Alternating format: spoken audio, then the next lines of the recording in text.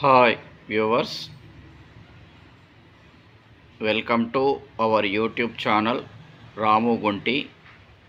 ఈ వీడియోలో ఆవర్జా ఖాతా లెడ్జర్ అకౌంట్ ఎలా అనేది ఇంట్రడక్షన్ ఇవ్వడం జరుగుతూ ఉంటుంది. జర్నల్ ఎంట్రీస్ చిట్టా పద్దుల తర్వాత ఇది రావడం జరుగుతూ ఉంటుంది. మరి what is meant by ledger?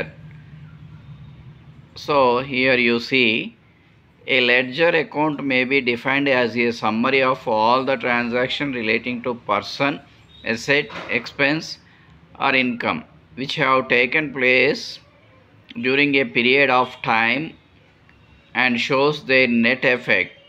It's a principal book. So after completion of journal entries, definitely we will go for ledger. Why? Because it's preparing all the accounts are separated and we are showing in one place at the time of ending financial year. That purpose this account we are preparing. మరి ఆవర్జా ఖాతా అంటే ఏంటి అనేది కనుక తీసుకున్నట్లయితే, ఆవర్జా ఖాతా అంటే ఆర్థిక ఖాతా సంవత్సరం చివరలో ఒకే అంశం అనగా వ్యక్తి కానీ కొనుగోళ్ళు, అమ్మకాలు, ఖర్చులు, ఇతరత్ర అంశాలన్నీ ఒకే దగ్గర డెబిట్ క్రెడిట్లుగా చూపిస్తూ దాన్ని ఆవర్జా ఖాతాగా పేర్కొంటూ ఈ పుస్తకాన్ని ప్రిన్సిపల్ పుస్తకంగా పరిగణలోకి తీసుకుంటారు. అంటే ఇక్కడ చిట్టా నమూనా, చిట్టా పద్దులు తదుపరి ఆ చిట్టాలను మరొక బుక్లో రాయడాన్ని ఆవర్జా లేదా ఆవర్జా ఖాతా అని పిలుస్తారు.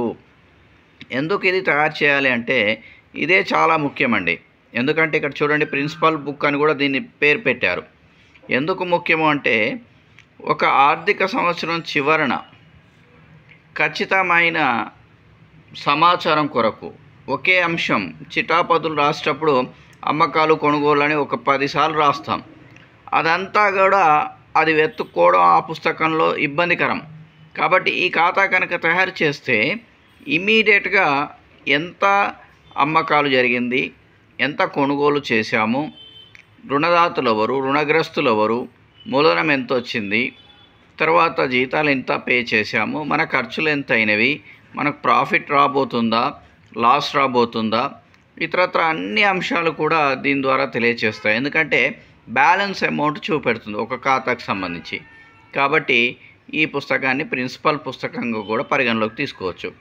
మరి ఇక్కడ చూడండి, దీని నమూనా you see here ledger account as a T shaped account.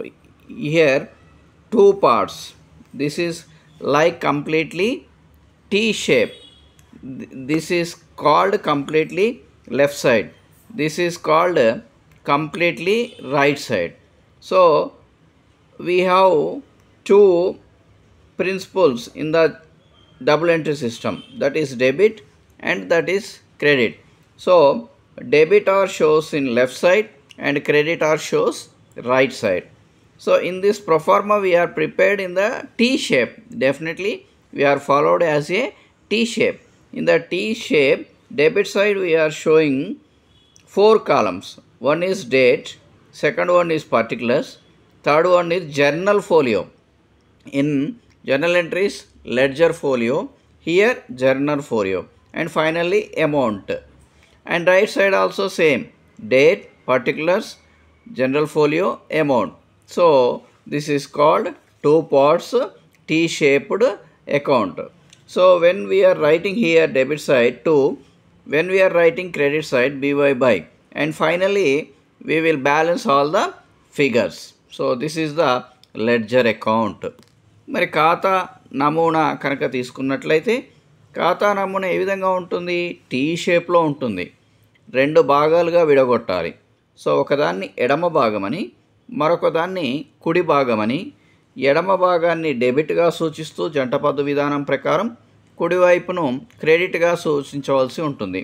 Debit వైపు ఎన్ని అంశాలు వస్తాయో క్రెడిట్ వైపు కూడా అన్ని అంశాలు రావాలి. డెబిట్ వైపు డేట్ అనేది మొదటి కాలం, వివరాలు అనేది రెండో కాలం, జర్నల్ ఫోలియో మూడవ కాలం, చిట్టాపద్దుల్లో ఎల్ఎఫ్ వస్తుంది, ఇక్కడ జేఎఫ్ వస్తుంది. ఇది కూడా ఎంటీగానే ఉంటుంది. అమౌంట్ అనేది 4th కాలం. అలాగే రైట్ సైడ్ క్రెడిట్ వైపు కూడా సేమ్. డేట్ అనేది 1వ కాలం, వివరాలు 2వ కాలం, జేఎఫ్ అనేది 3వ కాలం, అమౌంట్ 4వ కాలం. ఇక్కడ డెబిట్ వైపు రాసేటప్పుడు TO2 అని రాయాలి, క్రెడిట్ వైపు రాసేటప్పుడు BY బై అని రాయాలి. ఫైనల్గా బ్యాలెన్సులు చేయవలసి ఉంటుంది. సో దీనికి సంబంధించిన నెక్స్ట్ లెక్కలు, దీన్ని ఎలా తయారు చేయాలి అంతా కూడా నెక్స్ట్ వీడియోలో మీకు క్లియర్గా వివరించడం జరుగుతూ ఉంటుంది. పోస్టింగ్ కూడా వివరించడం జరుగుతూ ఉంటుంది. కాబట్టి వీడియోని ఎక్కడ స్కిప్ చేయకండి. చాలామంది కొంత సగం చూసి వదిలిపెడుతున్నారు. కరెక్ట్ కాదండి. ఎందుకంటే ఏదో వీడియో మొత్తం చూడాలని కాదు నేను చెప్పేది. మీకు నాలెడ్జ్ రావాలంటే ఇది ఎడ్యుకేషనల్ వీడియో, మీరు గుర్తుపెట్టుకోండి. ఇవి ఎంటర్టైన్మెంట్ వీడియోస్ కావు. నెక్స్ట్ మీరు ప్రిపేర్ అవుతుంది ఒక ఎయిమ్ కోసం, లైఫ్ రీచ్ కోసం. కాబట్టి ఇవి కంప్లీట్గా ఉపయోగపడే వీడియోలు. మీకు నేను ఇచ్చే సమాచారం అంతా కూడా జెన్యూన్ సమాచారమేనండి. మరి దీని ద్వారా మనకి జాబ్స్ వచ్చినాయి కాబట్టి మీకు అందుకే మరలా చెప్తున్నాను. మన ప్రతి వీడియోను, అన్ని వీడియోలు ప్లేలిస్ట్లో కూడా ఉన్నవి. ప్రతి వీడియోను స్కిప్ చేయకుండా చూడండి. ఎప్పటికప్పుడు కొత్తవి కూడా ఇస్తూ ఉన్నాను. దీని ద్వారా మీకు కోర్ సబ్జెక్ట్ 80 మార్క్స్లో 70+ సబ్జెక్ట్స్ మన వీడియోస్ నుంచి మీకు అందిస్తాను. దాంట్లో ఎలాంటి ఇబ్బంది లేదు. ఎందుకు దీనికి మీరు ఏం చేయాలంటే ఒకటే, 2-3 సార్లు వీడియోని చూడండి, ప్రాక్టీస్ చేయండి, నోట్స్ రాసుకోండి. ఆ నోట్స్ను మరలా ప్రాక్టీస్ చేయండి. డౌట్ ఉంటే మరలా వీడియో చూడండి. మరియు మీరు Kalyani publishers, Jayabharat publishers, Telugu academy ఈ మూడిట్లో ఏ టెక్స్ట్ బుక్ దొరికినా మీరు ఏ మీడియం అయితే ఉంటారో ఆ మీడియం బుక్స్ కొనుక్కొని ప్రాక్టీస్ చేయండి. జాబ్ రాకపోతే అప్పుడు చెప్పండి. So practice max man perfect, అది గుర్తుపెట్టుకోండి. సో వీడియో లైక్ చేయండి, షేర్ చేయండి, సబ్స్క్రైబ్ చేయడం మాత్రం మర్చిపోకండి. All the best.